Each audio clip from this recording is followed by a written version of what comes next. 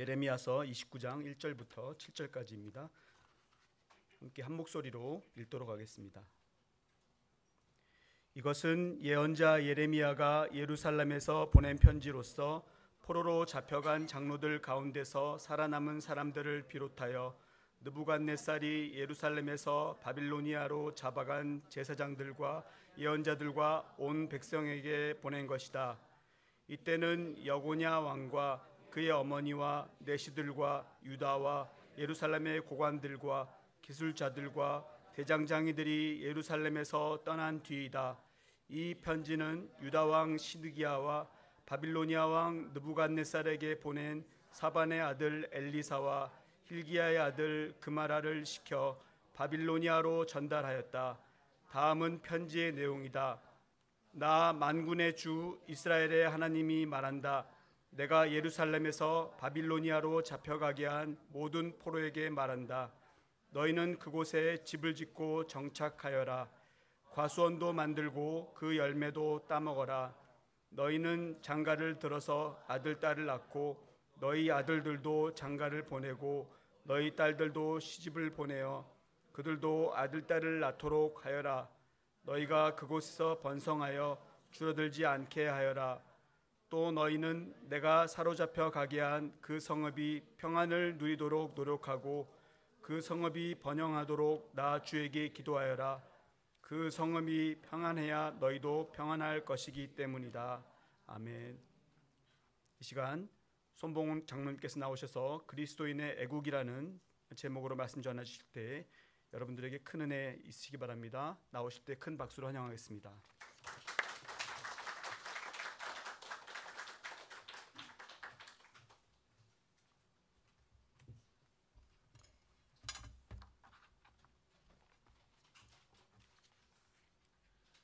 예, 우리나라에서 5월은 가정의 달, 또 6월은 호국 보훈의 달로 그렇게 정해놨습니다. 그래서 나라를 사랑하고 나라에게 충성을 다하라 이런 것을 좀 고취하고 장려하는 그런 기간으로 만들어 놓은 것 같습니다. 이걸 계기로 해가지고 우리 그리스도인이 국가에 대하여 나라에 대해서 어떤 태도를 취해야 할 것인가를 한번 생각해 보겠습니다. 이 국가라는 것이 오늘날 너무 중요하기 때문에 이것에 대해서 우리가 조금 더 생각해 보는 것이 필요하다고 생각합니다. 고대 그리스의 철학자 가운데 아주 유명한 분이 아리스토텔레스라고 하는 분인데, 이분은 그 사람에 대해서 여러 가지 정의를 내렸습니다. 사람은 이런 거다 저런 거다. 주로 이제 짐승과 사람의 차이에 그 초점을 두어서 정의를 했는데, 그 중에 하나가 그 나전어로 아니말 폴리티코스라는 게 있습니다. 이제 번역을 하기가 좀 어렵습니다만은 어쨌든 이 폴리스라는 말이 이제 그리스 말로 도시 국가라는 뜻이거든요. 그러니까 도시 국가를 이룩해서 사는 사람들, 이런 그런 동물. 사람은 동물인데 다른 동물과 다르게 그 도시 국가를 만들어서 활동한다, 이제 그런 뜻이겠죠. 이 정의를 정치학자들은 정치적 동물이라고 번역을 하고 사회학자들은 사회적 동물이라고 번역을 합니다. 그런데 그렇게 번역할 수 있는 이유가 충분합니다. 이 폴리티코스란 단어가 그런 것을 다 함축하고 있기 때문에 잘못된 것은 아닙니다만은 저는 좀 더 문자적으로 이해를 합니다. 즉 모든 동물 가운데 국가라는 걸 만들어 가지고 사는 그런 동물은 없지 않습니까? 그러니까 사람이 짐승과 다른 점은 여러 가지가 있지만 그 중에 하나가 국가라는 것을 가지고 있다, 그런 뜻으로 이해를 하면 되겠죠. 이 국가는 이제 점점 더 중요하게 되어가고 있습니다. 독일의 19세기 독일의 철학자 헤겔이라는 사람이 우리 사회가 여러 가지 단계로 발전하는데 제일 그 옛날에는 가정이 중심이었고, 그 다음에는 사회가 중심이었고, 그 다음 마지막 단계가 국가가 중심이 되는 그런 삶을 산다, 그렇게 주장을 했는데요. 그 주장이 옳든 그러든 지금 국가라는 것이 상당히 중요하다는 사실은 우리가 다 인정을 합니다. 요즘 유명한 사람을 소개할 때 어떻게 소개합니까? 그 사람은 백인이다. 혹은 그 사람은 이란족이다. 그렇게 소개하지 않고 어느 나라 출신이다 그러잖아요. 옛날에는 우리나라에서도 뭐 한국 출신이다기보다는 본이 어디고 뭐 안동 김씨니 뭐 이렇게 그 소개를 했잖아요. 근데 지금은 그 사람이 어느 나라 출신인가를 강조를 합니다. 또 운동 경기를 할 때도 주로 가령 뭐 백인 이겨라, 뭐 아시아 이겨라 그렇게 하지 않죠. 한국 이겨라, 일본 이겨라 국가 단위로 경쟁하는 경우가 대부분입니다. 뭐 정치, 경제도 다 그렇죠. 한국 경제 혹은 일본 정치 그렇게 이야기하지 무슨 뭐 호남 경제 무슨 영남 정치 뭐 그렇게 하지를 않죠. 그래서 이 국가라는 것이 상당히 중요한 그런 위치를 차지하고 있습니다. 그런데 성경에도 이 나라라는 것에 대해서 무시하지를 않아요. 나라에 대해서 언급을 아주 많이 하고 나라라는 것이 참 중요하다는 것을 우리에게 보여주고 있습니다. 그래서 우리 이제 개인의 정체성, 내가 누군가, 또 우리의 문화 수준, 우리의 삶의 질 이런 것이 이제는 국가 단위로 결정이 돼요. 가령 뭐 내가 황인조이기 때문에 뭐 내가 잘 산다 못 산다, 혹은 내가 무슨 경상도 사람이기 때문에 내가 뭐 문화 수준이 높다 낮다 그렇게 하질 않죠. 한국 사람이냐, 일본 사람이냐, 미국 사람이냐 이게 상당히 중요한 그런 시대가 됐어요. 그래서 국가가 엄청나게 중요하기 때문에 자동적으로 우리는 국가를 중요하게 생각하고 사랑하게 되어 있습니다. 그리고 국가는 이제 그걸 장렬하죠. 나라를 사랑해야 된다, 나라를 중요하게 생각해야 된다.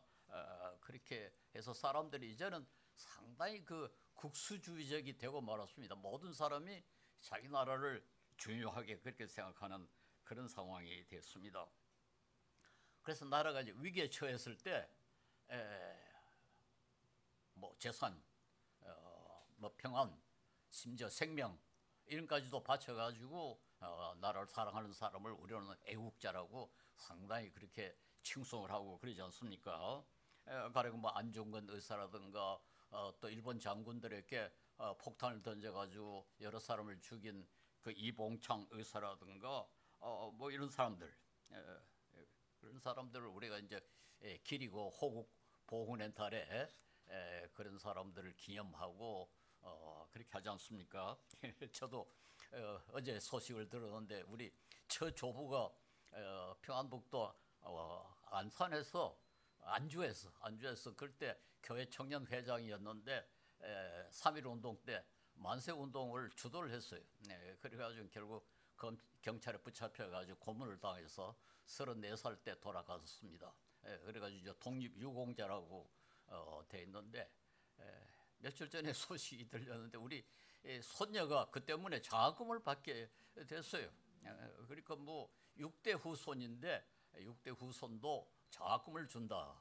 그래가지고 우리 손녀가 뭐가 뭔지도 모르면서 아주 좋아하더라고요. 그래서 국가가 이렇게 자꾸 이제 장려를 하거든요. 나라를 사랑하는 사람은 이렇게 그 복을 받는다, 혹은 뭐 덕을 본다 하는 것을 장려하고 있습니다.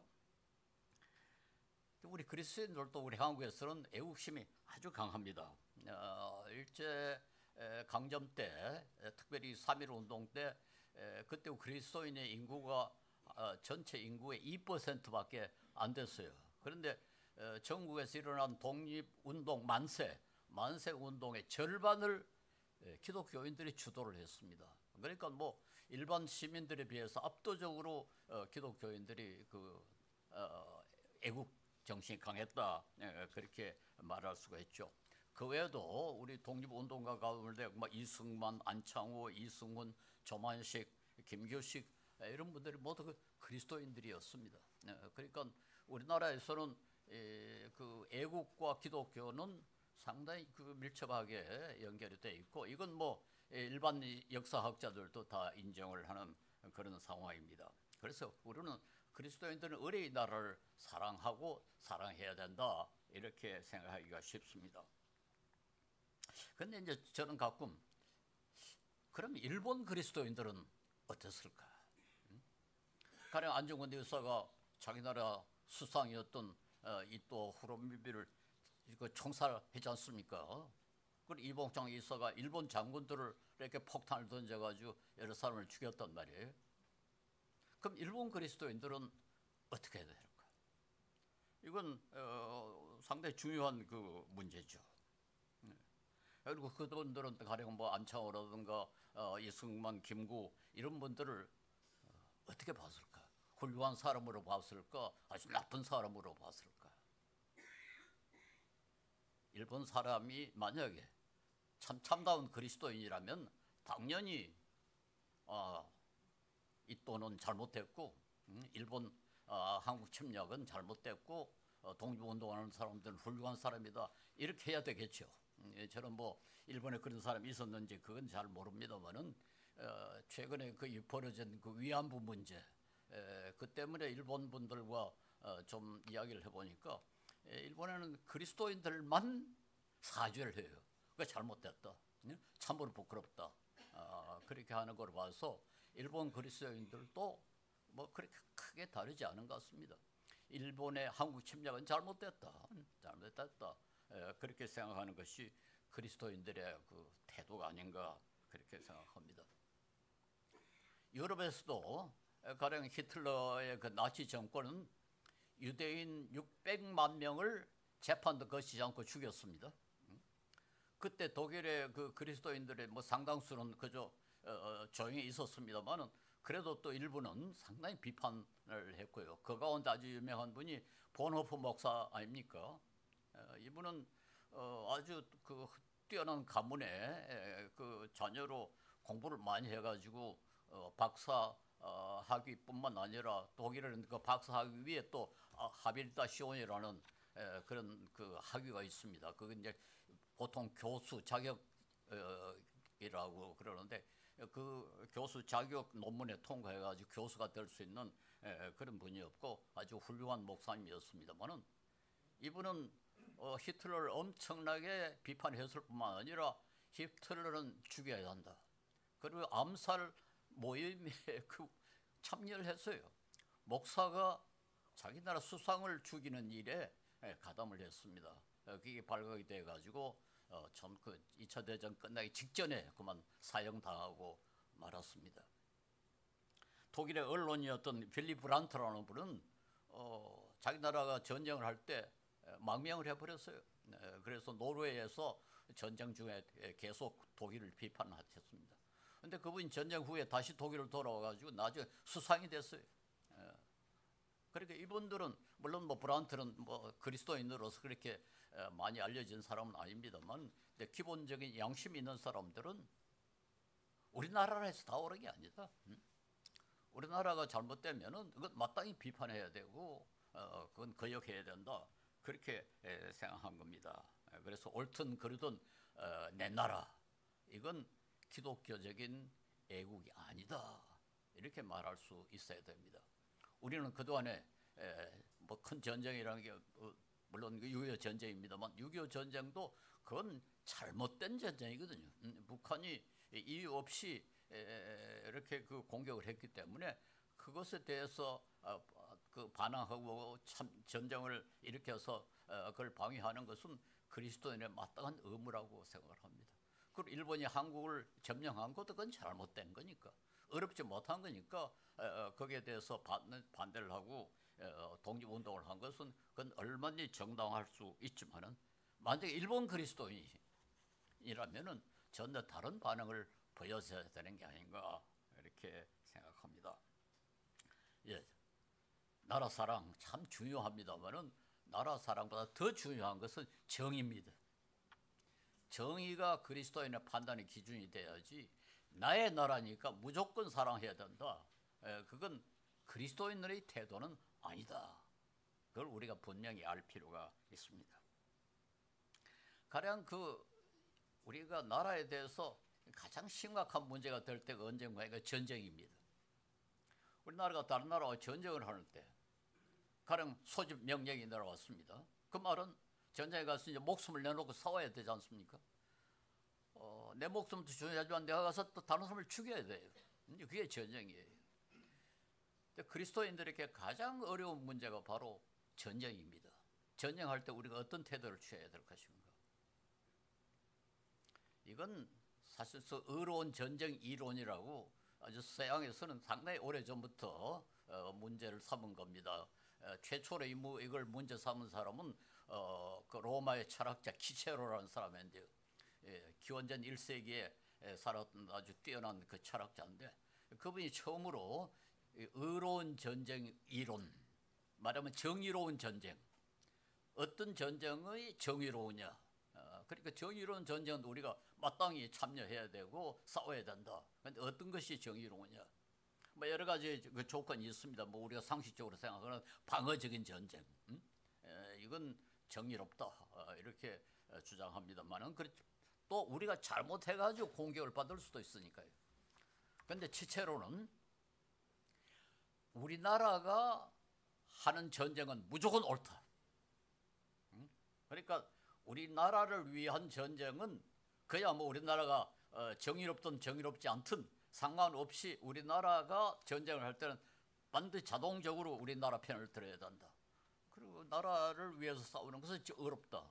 이렇게 주장을 했어요. 근데 그 뒤에 우리 기독교계에서도 이제 이게 문제가 된 겁니다. 로마가 처음에 뭐 기독교인을 박해했을 때는 별로 문제가 안 됐겠지만 나중에 로마가 기독교 국가로 바꿔진 뒤에 전쟁이 일어나면 그럼 기독교인들은 어떻게 해야 되느냐. 이게 상당히 중요한 문제였죠. 그래서 우리 기독교 철학자 가운데 신학자 가운데 아우구스티누스, 그다음 나중에 그 천주교 신학자 토마스 아퀴너스, 그리고 나중에 종교개혁자 칼방이라든가 루터 이런 분들도 의로운 전쟁 이론을 내세웠어요. 그런데 자세히 살펴보니까 참 재미있는 것은 우리나라를 위한 전쟁은 의롭다는 생각이 없어요. 그게 키케로와 우리 기독교의 의로운 전쟁 이론의 아주 근본적인 차이입니다. 치체로는 무조건 우리나라를 위한 전쟁은 의롭다. 그런데 우리 기독교 지도자들은 우리나라라도 만약에 정의롭지 못하게 다른 나라를 공격하면은 이건 어렵지 못하다. 그런 입장을 취했어요. 그건 상당히 중요하죠. 그래서 우리 기독교의 애국이라는 것은 일반인들의 애국과는 달라야 됩니다. 내 나라니까 무조건 사랑해야 되고 나라를 위해서 희생해야 되고 봉사해야 된다. 이건 잘못하면 집단 이기주의에 불과하게 되는 겁니다. 이 사실을 우리가 아주 심각하게 생각해야 된다고 생각합니다. 구약 성경은 물론 이스라엘 중심이었습니다. 하나님이 이스라엘을 뽑아가지고 선민의 나라로 만들었고 하나님이 특별히 그 차별 대우를 했죠. 특별히 보호를 했지 않습니까? 그러나 그렇게 선택을 받은 이스라엘도 하나님이 무조건 보호하신 것이 아닙니다. 그들이 율법을 어기고 하나님을 배신했을 때는 아주 완전히 그 참패시켰습니다. 예레미야서 애가 3장 45절에 보면은 하나님께서 이스라엘을 문민족 가운데 쓰레기와 오물 더미로 만들었다. 참 무서운 말이죠. 주님께서 우리를 온 민족 가운데서 쓰레기와 오물 더미로 만드셨다. 그러니까 이스라엘이 중요한 게 아니라 하나님의 선택을 받았다는 사실이 중요한 게 아니라 이스라엘이 하나님께 신실해야 되고 이스라엘이 정의로워야 그게 하나님의 사랑을 받는 거지 단순히 선민이라는 사실 자체로 어렵고 보호를 받는 것은 아닙니다. 나라의 기본적인 자격은 정의라 그렇게 말할 수 있습니다. 로마 13장 그 1절부터 5절까지 국가에 대해서 국가 권력에 대해서 그 이야기하는데요. 모든 권력은 하나님께로부터 나온다. 그런데 그 권력이 왜 주셨냐? 로마서 14장 3절에 보면은 좋은 일을 하는 사람에게는 두려울 것이 없고 나쁜 일을 하는 사람에게만 두려움이 되는 것이 국가의 권력이다. 올바른 일을 하는 사람은 두려워할 필요가 없다. 저도 국가 권력을 제대로 된 거라면은 정의롭게 행동하는 사람은 아무것도 두려워할 필요가 없다. 그건 나쁜 짓을 하는 사람은 두려워해야 된다. 그게 무슨 말입니까? 그게 정의죠. 정의라는 게 뭐 그렇게 복잡하지 않습니다. 악은 벌을 주고 선은 상을 주는 그게 정의의 아주 중요한 요소 아닙니까? 그게 국가의 아주 중요한 책무라는 것을 아주 분명하게 말합니다. 요즘은 뭐 세상이 많이 밝혀져 가지고 국가의 임무가 정의보다는 경제, 그렇죠? 경제가 잘 돼야 된다. 뭐 지금도 새 대통령도 보니까 뭐 경제 그죠? 모두 제가 어느 헌정이란 잡지에 국회의원들이 정치인들이 보는 잡지라고 그래요. 거기에 그 원고를 쓰라고 그래가지고 새 대통령에게 가장 바라는 게 뭐냐? 그리고 저는 첫째는 사회를 화합하는 것이고 둘째는 헌법 바꾸는 거다. 그렇게 썼는데 아무 반응이 없어요. 뭐 그대로 그 인쇄를 해가지고 돌리긴 돌렸는데 편집자 그래도 나는 그 고맙다고 뭐 연락이 올 줄 알았는데 안 와요. 속으로 경제를 빼먹었기 때문에 그런 거다. 새 대통령이 바란다. 첫째가 경제가 잘 되게 해야 된다. 이렇게 했어야 할 텐데 그 말을 속 뺐으니까 이건 뭐 시원찮다 그렇게 생각한 것 같아요. 예, 그런 경제가 물론 중요하죠. 그러나 그 경제도 정의가 확립이 돼야 제도로 발전을 하지. 정의 있지 못한 사회는 경제도 제대로 발전할 수 없습니다. 정의라는 게 이게 얼마나 중요한 거 아닐까요? 거의 본능적입니다. 인간은 무시당하는 걸 원하지 않습니다. 이건 뭐 심지어 원숭이도 차별 대우를 싫어한다고 그러십니까? 근데 사람은 말할 것도 없죠. 정의가 파괴되면 불만을 가진 사람들이 많이 생길 수밖에 없고 그 사람들은 협조하지 않을 것이고 그 때문에 불필요한 낭비가 많이 이루어져서 경제가 발전할 수 없습니다. 그래서 경제가 발전하려면은 그것도 기본적인 정의가 확립이 돼야 된다. 이렇게 말할 수 있습니다. 잠언 14장 3, 4절에 정의는 나라를 높이지만은 죄는 민족을 욕되게 한다. 29장 4절에 공의로 다스리는 왕은 나라를 튼튼하게 하지만은 뇌물을 좋아하는 왕은 나라를 망하게 한다. 예수님도 산상보훈에서 산상보훈을 다 마치신 뒤에 마지막에 하신 말씀이 뭡니까? 너희는 먼저 그의 나라와 하나님의 의를 구하라. 하나님의 나라와 하나님의 의를 구하라. 이 의라고 번역이 된 단어는 정의라고도 번역될 수 있는 헬라어 말로 디카이오순이라는 단어입니다. 이건 의, 정의 다 같은 단어입니다. 정의를 추구하라. 하나님의 정의. 국가의 가장 중요한 요소가 바로 그거라 그렇게 말할 수 있습니다. 그래서 우리가 정의를 강하게 하는 것, 정의를 확립하는 것이 애국이고 그게 가장 나라를 강하게 만드는 거다. 그렇게 이야기해야 될 것입니다. 이런 우리 그리스도인들은 제일 먼저 해야 할 것, 우리나라를 사랑하는 방법이 뭔가 하니까 우리나라가 정의롭게 되도록 하는 것. 이게 그리스도인, 그리스도인뿐만 아니라 누구든지 그게 가장 나라를 사랑하는 것이고 그게 나라를 진정으로 부강하게 만드는 길이라 하는 사실을 알 필요가 있습니다. 정의라는 말이 좀 복잡합니다만은 일반적으로 정의는 세 가지 영역이 중요하다고 그렇게 봅니다. 첫째, 상과 벌이 공정해야 된다. 잘한 사람에게 상을 주고 못한 사람, 잘못한 사람에게 벌을 줘야 되는데 잘한 사람에게 벌을 주고 못된 사람들이 상을 받으면은 이건 엉망이 돼버렸죠. 그래서 우리나라에는 가령 경찰, 검찰, 법원 이게 엄청나게 중요하죠. 이게 질서가 무너져 버리면은 나쁜 사람은 벌을 안 받고 오히려 못된 짓 하는 사람이 상을 받는 이런 상황이 돼버린단 말이에요. 그래서 우리 사회가 가능한 한 좀 투명하고 투명해야 그게 제대로 된 건지 알 수가 있으니까요.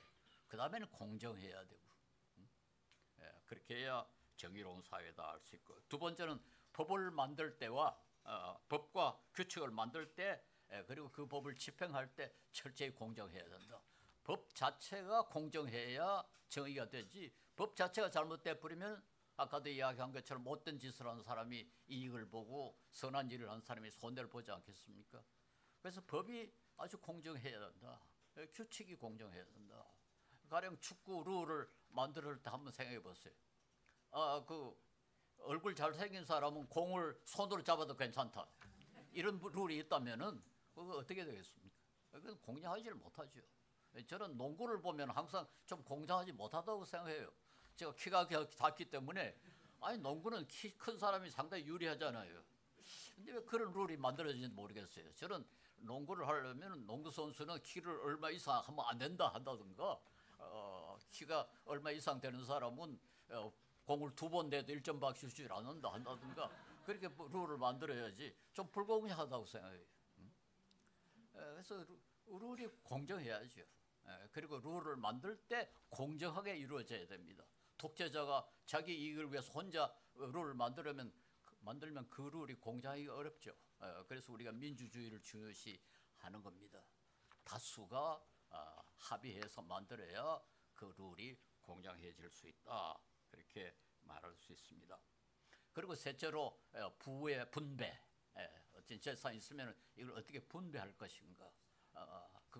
그게 아주 공정하게 이루어져야 된다. 그래서 이 세 가지 영역, 물론 뭐 다른 것에서도 정의가 아주 중요합니다만은, 우리가 그 교과서에 보면은 정의의 그 세 가지 중요한 영역, 이것이 바로 상과 벌, 그리고 법의 제정과 집행, 그리고 부의 분배라고 말할 수 있습니다. 그래서 이 부의 분배도 그렇습니다. 어떤 사람은 8시간 일했는데 임금은 2시간 일하는 사람보다 적게 받는다. 그렇게 하면은 이건 불만이 생길 수밖에 없죠. 다 같은 사람이 8시간 일했는데 한 사람에게는 5만 원을 주고 한 사람에게 2만 원만 준다면 이건 공정하지 못하죠. 그러니까 얼마나 부의 생산에 내가 공헌했냐에 거기에 해당하는 상을 받고 보상을 받아야 이건 우리가 공정하다, 이렇게 말할 수가 있습니다. 그래서 우리가 그리스도인들이 특별히 사회활동을 할 때 이런 것에 상당히 신경을 많이 써야 됩니다. 저는 지금 국방부의 종공상 심사위원회란 위원회 한 10년째 위원장 노릇을 하고 있습니다. 그리고 몇 가지 상을 주는 단체 그 심사위원장을 맡아 있는데요. 그 심사할 때 특별히 이제 상을 줄 때 보면은 제가 아는 사람이 가끔 후보자로 올라와요. 어때? 내가 보니까 그 사람이 훌륭한 사람이다. 아주 꽤 뭐 훌륭한 사람들이 추천이 되지 않겠습니까? 그러니까 속으로 이 사람 상을 줬으면 좋겠다, 그런 생각이 여기까지 올라와요. 근데요, 저는 원칙을 하나 정해놨습니다. 내가 아는 사람이 후보자로 올라오면 입 딱 다문다.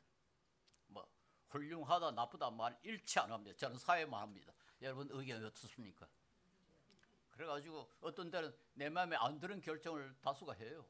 그래서 나는 가만히 있습니다. 왜냐하면 나의 편견이 들어갈 수 있고 나의 사감이 들어갈 수 있고, 더군다나 위원장이라면 또 사람들이 무게를 더 둘 그런 위험이 있기 때문에 아주 조심합니다.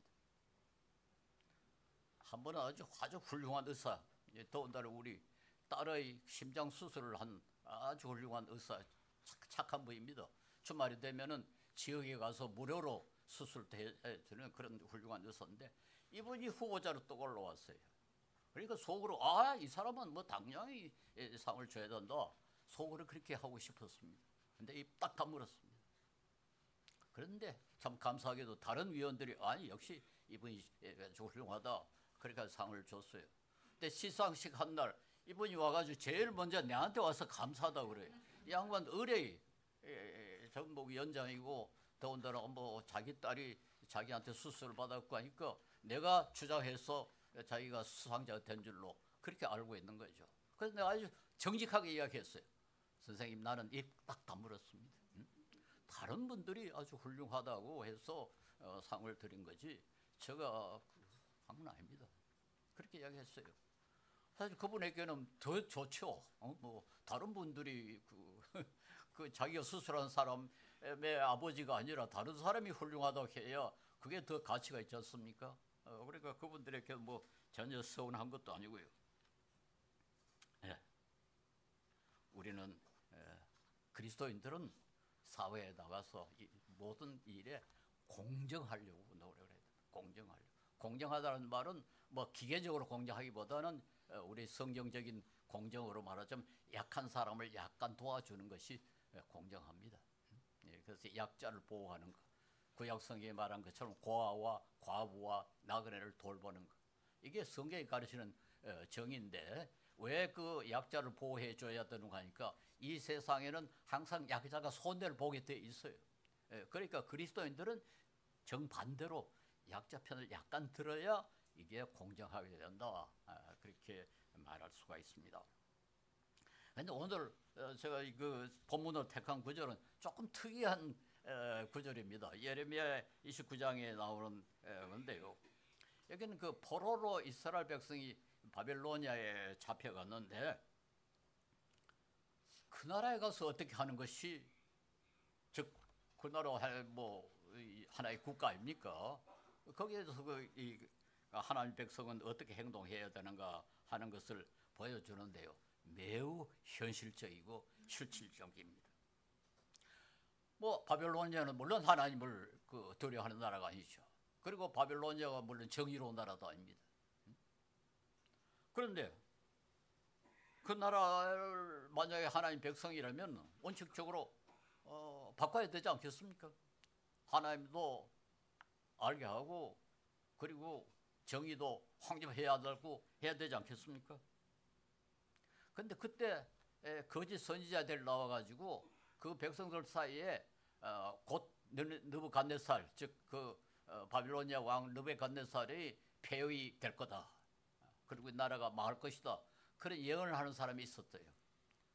그러니까 이 포로로 잡혀간 사람들이 들썩들썩 하는 거죠. 우리가 미리 좀 손을 써가지고 한거를 해가지고 느부갓네살을 떨어뜨리고 우리가 해방되는 게 좋지 않겠느냐. 그런 그 분위기가 지배를 한 것 같습니다. 그때 선지자 예레미야가 편지를 보냈습니다. 그것이 오늘 본문의 내용입니다.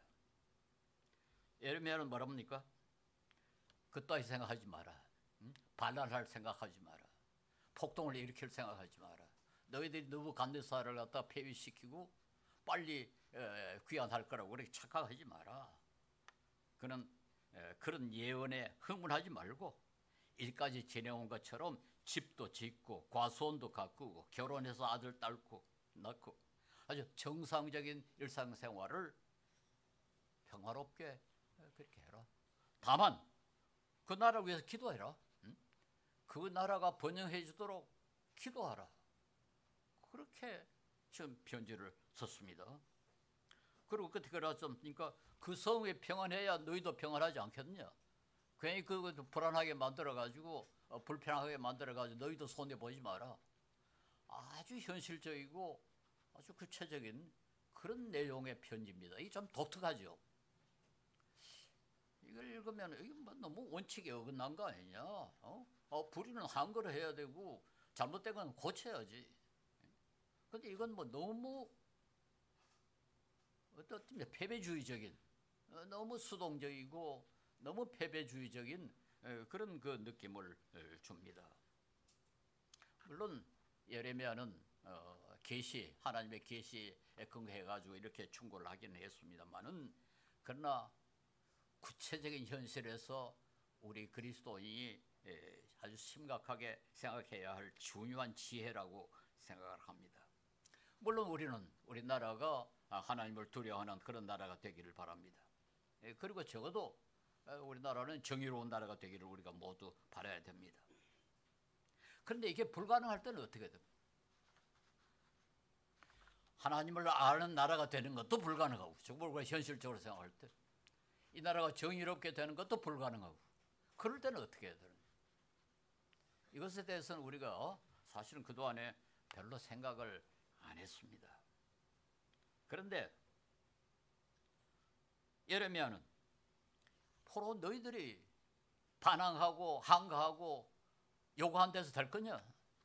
아무 소용없다. 아무 소용없다. 그런 짓 하지 말고 아주 조용하게 포도원 가꾸고 농사 짓고 시집 가고 장가 가고 그렇게 평상대로 살아라. 너무 시끄럽게 하지 마라. 평안하게 유지를 해라. 그래야 너희도 평안할 수 있지 않겠느냐. 그렇게 말하는 겁니다. 자, 이게 우리 그리스도인이 원칙을 중요시해야지 이렇게 타협을 하면 되느냐. 우리는 그렇게 생각할 수 있죠. 아니 잘못된 건 고쳐야 될 거 아니냐. 그런데 그 못할 때, 현실적으로 그게 전혀 불가능할 때는 그러면 어떻게 하느냐. 이게 조금 얼른 보면은 상당히 소극적이고 패배주의적인 것 같습니다만은 다시 보면요, 다니엘도 그랬습니다. 다니엘이 그날에 아주 중요한 그 신하가 되어 있으면서도 그 나라를 근본적으로 바꾸려고 시도하지 않았어요. 그 나라에 협조를 했습니다. 예수님도 그랬습니다. 예수님이 사시던 시대, 그건 뭐 우선 로마가 이스라엘을 점령한 그 자체부터 정의롭지 못하고, 로마의 그 정치가 일반적으로 뭐 로마는 법이 발달된 그런 사회이기 때문에 정의롭다고 천만에요. 우리가 뭐 잘 알지 않습니까? 그 네로의 하는 짓 보면은 그게 어디 정의하고 관계가 있습니까? 그 본디오 빌라도의 재판을 보면은 뭐 정의하고 아무 관계 없죠. 응? 예수님 무죄하다는 걸 뻔히 알면서 사형 선고를 내렸으니까 그 정의하고는 관계 없죠. 예수님은 그걸 바꿔야 되지 않겠습니까? 예수님 전혀 그걸 좀 바꾸겠다고 나서는 사람 오히려 예수님은 잠잠해라. 응? 그 시대 그런 사람이 많았어요. 갈릴리에 그 반항꾼들이 상당히 많았습니다. 로마를 쳐부수고 우리가 독립을 해야 된다. 예수님은 전혀 거기 동의하지 않았어요. 칼을 드는 사람 칼을 내려라. 소용없다. 응? 바울사도도 마찬가지입니다. 초대교회도 마찬가지입니다. 상당히 수동적이었습니다. 그래서 우리가 우리 상황을 정확하게 알아가지고 다만 우리가 할 수 있는 일을 하자. 응? 그래서 그 평화를 위해서 기도하고 어렵게 되게 하기 위해서 기도하고 그 나라가 번영하기를 위해서 기도하고 할 수 있는 일을 하라는 겁니다. 물론 오늘 우리 한국의 그리스도인들은 다니엘이나 혹은 예수님이나 바울사도나 초대교회 그리스도인들보다는 훨씬 유리한 위치에 있습니다. 우리는 그래도 정부에 대해서 뭐 요구도 할 수 있고 또 선거에 대대적으로 그 참석해가지고 뭐 정권도 바꿀 수 있고 상당히 중요한 영향을 끼칠 수도 있습니다. 그러나 우리나라를 기독교 국가로 만들 수 있느냐? 현실적으로 불가능합니다. 그러니까 우리가 할 수 있는 일은 이 나라를 조금이라도 더 정의롭게 만드는, 그게 우리가 해야 할 일이 아닙니까? 그래서 저는 감정적으로 우리나라 만세 부리기보다는 오히려 진정한 애국은 우리나라를 좀 더 정의롭게 만드는 것, 즉 빛과 소금의 역할을 하는 것이 진정한 애국이다. 이 나라의 구석구석이 들어가서 조금 손해보면서도 올바른 일을 추진하고 조금 손해보면서 약한 사람 돕고, 그래서 소금과 빛의 역할을 하는 것이 저는 가장 현실적이고 그리고 진정한 애국이 되지 않겠는가 그렇게 생각합니다.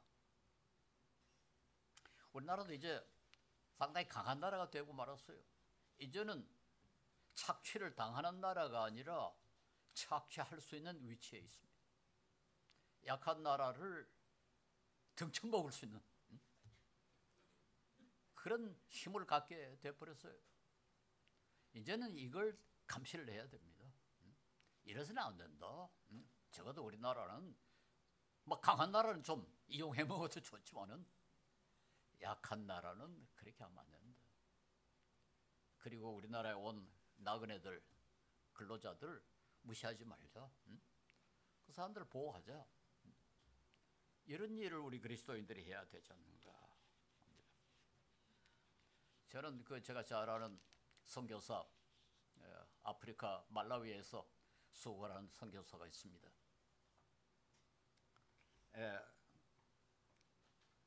김용진 선교사라고 기독교 교도소를 만들어 가지고 그 죄수들, 그 참 신기한 교도소입니다. 제가 가봤습니다만 울타리도 없고 정문도 없고 죄수들이 제 마음대로 돌아다니는 그런 참 신기한 교도소입니다. 그런데 이 교도소의 그 수감자들이 일을 하는데요. 무슨 일을 하는 거 하니까 옥수수를 빻아가지고 거기에다 뭐 영양제를 넣어가지고 아이들에게 그 먹을 수 있도록, 가난한 아이들이 먹을 수 있도록 그렇게 가루를 만듭니다. 그래가지고 매일 그 주위에 있는 학교와 유치원에 그걸 보냅니다. 그러면 학부모들이 와서 죽을 끓여가지고 애들이 하나씩 먹어요. 어떤 아이는 그 때문에 2시간 걸어오는 아이가 있어요.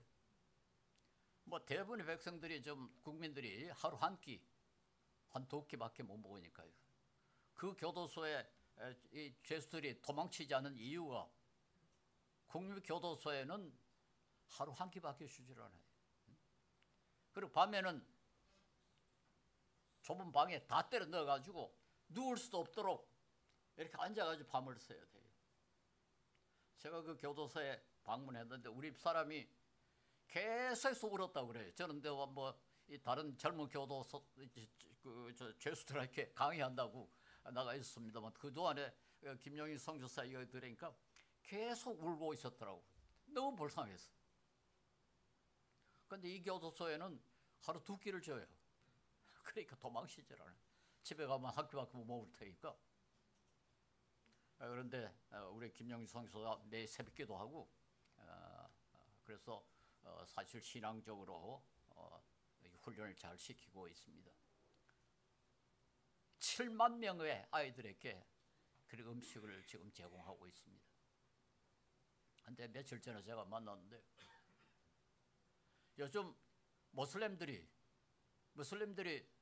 저 남쪽 아프리카까지 침투를 해가지고 좀 대대적인 그 공격을 하고 있는데 가장 중요한 내용이 뭔가 하니까 아프리카가 오늘 이 모양이 된 것은 유럽 식민지 국가들이 착취를 했기 때문이다. 그런데 그 착취의 앞제비가 선교사들이다. 그런데요, 그게 완전히 거짓말이면은 뭐 별로 문제가 없는 거예요. 그런데 상당할 정도로 사실입니다. 제가 봐도 그 말이, 그 주장이 상당히 말이 되는 소리예요. 유럽 교회가 완전히 실패한 겁니다. 아프리카에 선교하면서 아프리카를 위해서 한 게 아니고 결국 자기 나라 이익을 위해서 봉사한 것에 불과하다. 저는 교육 선교를 활동을 하면서 좀 느낀 것이요. 아프리카에 수백 년 동안 지배를 하면서 대학 하나 안 세웠어요. 전체 아프리카에 대학 2개 세워놨습니다. 그 중에 하나는 뭐 우리나라 말하면 단과대학 정도 작은 대학 하나 있고, 네덜란드가 인도네시아를 300년간 지배했는데 대학 하나 안 세웠어요. 그러니까 그 나라 국민들을 교육시키고 지도자를 만드는데 전혀 관심이 없고 오직 경제적인 이익 추구에만 몰두했고, 교회가 이것에 대해서 전혀 비판도 하지 않고 오히려 그게 추종을 했기 때문에 이게 큰일이에요. 큰 문제입니다. 김용희 선교사의 말에 의하면은 한국 선교사는 굉장히 인기가 있대요. 우리는 뭐 거기 가서 뭐 이익 볼 거 아무것도 없지 않습니까? 그렇게 해가지고 여러 가지로 좀 돕고 있으니까 그래도 한국 선교사는 믿는다고 그래요. 우리나라가 정의로운 나라가 돼야 됩니다. 그게 결과적으로 우리나라를 더 강하게 만들고 교회를 더 강하게 만들고 우리 자신에게 이익을 주는. 즉 우리나라가 강한 나라가 되면 우리에게 덕이 되지 않겠습니까? 그런데 나라가 정의롭지 못하면은 강해질 수 없습니다. 그래서 저는 우리 그리스도인이 우리 사회 구석구석에서 그래도 빛과 소금으로서 좀 더 정의롭게 우리 사회를 만드는데 앞장서면은 이게 우리 그리스도인이 할 수 있는 가장 좋은 애국이 아닌가. 저는 그렇게 생각해서 우리 예수님이 가르친 대로 좀 손해보고 조금 희생하고 이 세상을 좀 맛있게 세상을 밝게 하는데 앞장설 수 있기를 바랍니다. 그래야 그리스도인이 이 세상에 축복이 된다, 복이 된다.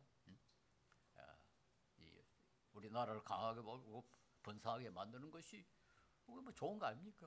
우리가 이 나라를 돕는 것 아니겠습니까? 그런데 우리가 할 수 있는 방법은 빛과 소금의 역할을 함으로써 우리나라를 제대로 된 존경받는 강한 나라를 만드는 겁니다. 우리 유럽의 그 실패를 타산지석으로 삼아서 우리는 그런 오류를 범하지 않도록 그렇게 해야 될 거라고 생각합니다. 기도하겠습니다. 자비로우신 우리 하나님, 우리나라가 참으로 비참했고 참으로 힘든 나라였습니다. 주님께서 불쌍히 보시고 많은 복을 허락하시고 이제까지 선하게 이끌어줘서 이렇게 번성하는 나라로 만들어주시고 심지어 다른 나라를 도울 수 있는 위치에까지 이끌어주심 감사하고 감사를 드립니다.